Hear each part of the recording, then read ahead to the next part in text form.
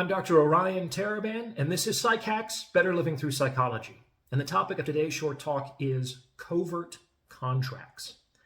As the name suggests, a covert contract is a quid pro quo that is not revealed to the other party. Now, on the surface, this arrangement might seem somewhat silly. I mean, if you don't explicitly negotiate a trade with another person, how can you reasonably expect to get what you hope to receive in that transaction?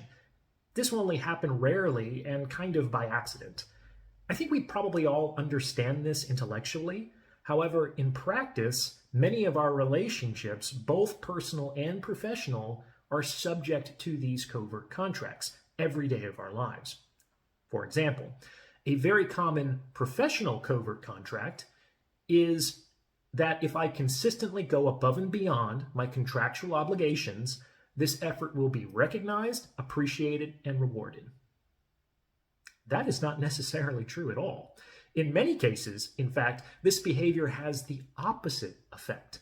From management's perspective, your hard work might create a low-cost, high-benefit solution for them, which will increase the likelihood that you will remain in that role, as promoting you will require replacing your previous position with a person whose labor exhibits a higher cost-benefit ratio to management.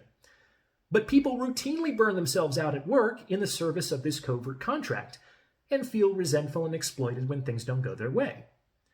There are also tons of covert contracts in the world of dating. What I like to call nice guy syndrome, for instance, is dominated by the idea of often disavowed quid pro quo arrangements. If I buy her dinner and help her move and demonstrate that I don't just want sex like all the other guys and value her emotionally, psychologically, and spiritually, then I will be rewarded with sex and companionship. I'm not saying that any of those behaviors are bad or wrong in and of themselves, but that they're ineffective in achieving the nice guy's ultimate goal. For instance, women generally want to be valued by the men they like, but a man's valuation will not typically cause a woman to like him. But men routinely work to prove themselves to the women to whom they are attracted, and feel resentful and exploited when things don't go their way. The fact of the matter is that gifts, recognition, respect, love, sex, affection are always given at the pleasure of the giver. There's nothing you can do to earn a gift. You can earn a reward, but you cannot earn a gift. Otherwise, like by definition, it's no longer a gift.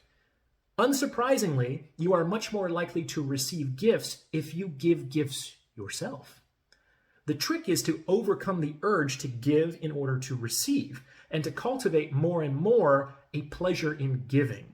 It's a kind of generosity of spirit. This will help you achieve greater outcome independence, which will create the conditions necessary for others to feel like they can give freely and spontaneously themselves. So how do you let go of covert contracts? There are really only two ways. Either you cultivate the courage to negotiate for what you want with others more explicitly, or you work to divest yourself of unjustified expectations of others. And this is probably a both-and solution as opposed to an either-or solution.